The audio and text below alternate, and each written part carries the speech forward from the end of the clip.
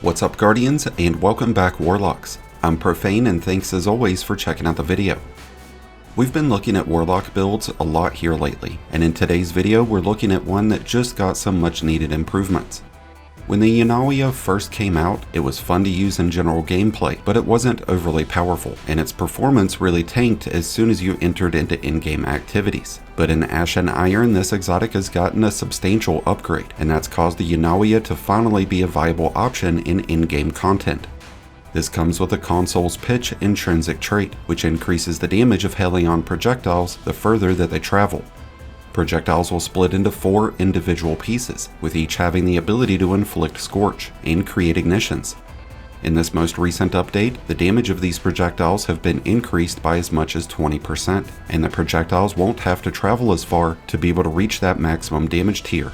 The tracking strength for the projectiles is one of the most impressive changes.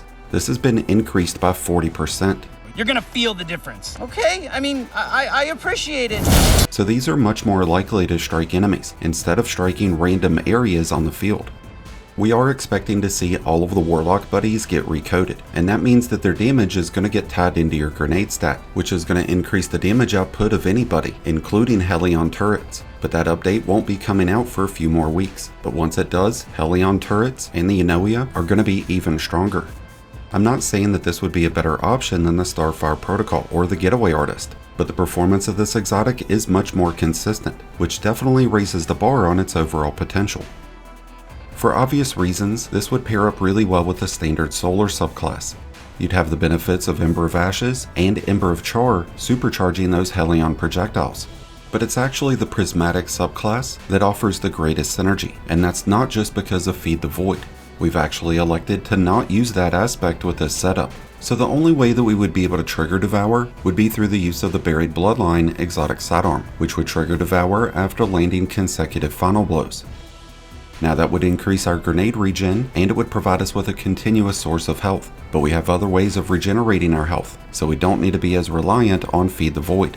And by not using Feed the Void, we can pair Helion turrets with Bleak Watcher. This doesn't really deal out a lot of damage, but it applies continuous stacks of slow, causing enemies to freeze and shatter, and that's going to improve the performance of our Helion turrets. A key towards optimizing the use of Helion turrets is by focusing the right amount of character stats towards your class energy. By reaching 100 points in this stat, you would give any source of class energy regen a bonus of 190%. So if we took Strategist, a weapon trait that provides 10% bonus class energy, this would start providing 19% instead.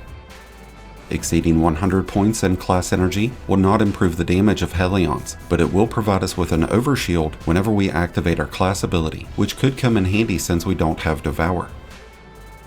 After focusing into class energy, it's going to be our grenade stat that we want to focus on next. By getting this to 100 points, we would get that same regeneration bonus as we do with class energy. And once the Helion's damage counts as a grenade, we'll have an incentive to bring our grenade stat to as much as 200, and by doing so we would give our Helions and any offensive grenade as much as a 65% bonus in damage.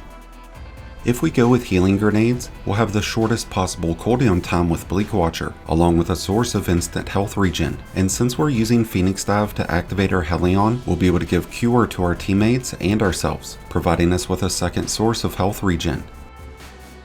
Because we have the Carterized Darkness artifact mod equipped, we'll be able to deal 30% bonus solar damage to any enemy that's under the effects of a darkness debuff, which is going to directly increase the damage of our Helion and any other solar ability and weapon, but this only applies to lower ranking enemies, so this bonus will not be triggered against bosses.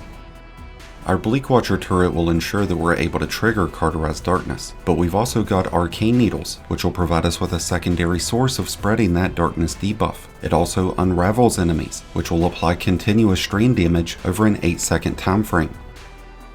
Another advantage in using Prismatic with this exotic is that we have some incredible fragment options that we can use, including Facet of Ruin, which will increase the damage when frozen enemies, and Crystal Shatter. This also increases the radius of shattering and of ignitions, which will help us out on 2 fronts.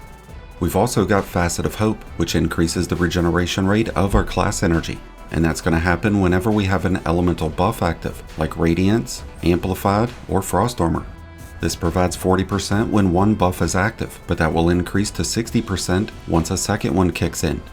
Our Helion turrets will have a lifespan of 15 seconds, so this will ensure that we're able to mitigate the time between, and this would give us more opportunities to trigger Cure. Facet of Courage is another fragment that we can use with this build. This provides a bonus to light-based damage whenever used against enemies who are debuffed by Strand or Stasis. This provides a 50% increase to melee damage and a 10% increase to grenade and super. So as it stands right now, this would only increase our Song of Flame damage, but when those upcoming changes go into effect, this will provide our Helion turrets with a 10% increase, on top of the 65% increase that our grenade stat will provide. And the final fragment that we're using is Facet of Awakening. This will create elemental pickups for us, and based on our setup right now, this is going to create Fire Sprites, Tangles, and Stasis Shards. Fire Sprites provide 12.5% bonus grenade energy, with Shards providing 10% bonus melee energy, so this will be a great way to increase the uptime of both of those. We would normally like to have Facet of Dawn equipped so that we can gain the benefits of Radiance, but because we have the Fever and Chill artifact mod, we'll be able to trigger that Radiance by landing consecutive shots with any solar weapon. When it comes to the best weapons to pair with the Eunoia, you're honestly free to use most any weapon loadout, but there's a few weapons and weapon traits that you should really consider incorporating. Since we don't have the benefits of Feed the Void, we might want to consider using solar weapons with Heal Clip. Solar weapons with Incandescent and Burning Ambition would also be a good idea, and to improve our survivability, it would be a good idea to use armor sets like the Bushido set or the Solstice armor. Legendary weapons with Strategist would improve the uptime of our class energy, and weapons with Demolitionist would improve our grenade uptime. When it comes to exotic weapons, solar ones like the Sunshot, Tommy's Matchbook, Dragon's Breath, and Finality's Augur would be some of the best options. But there's also Strand and Stasis exotics like the Navigator, the new Malapis, Conditional Finality, Aegir's Scepter, and Final Warning, which would all help at maintaining darkness debuffs, but that's a benefit that we could also find out of legendary weapons with Chill Clip, Headstone, Slice, or Tear. At the end of the day, it's not as much about your choice in weapons, it's about giving those Helion turrets an opportunity to shine, and that's exactly what the Eunoia is able to do. So if you haven't checked out this exotic build here in Ash and Iron, it's about damn time you do so. And with that said, we have come to an end of today's build video, but I thank you as always for checking it out. I'd love to hear your thoughts about the Eunoia and whether you've checked them out or not. Let us know down in the comments. If you need help getting today's build put together, then be sure to check out my Mobalytics and dim links which are down below. Thank you as always for checking out the video. If you enjoyed and found it helpful, then be sure to hit that like button below, along with the subscribe button if you're new. Both are greatly appreciated, and both really do help support the channel. And until next time, Guardians, this has been Profane, wishing you all some happy hunting.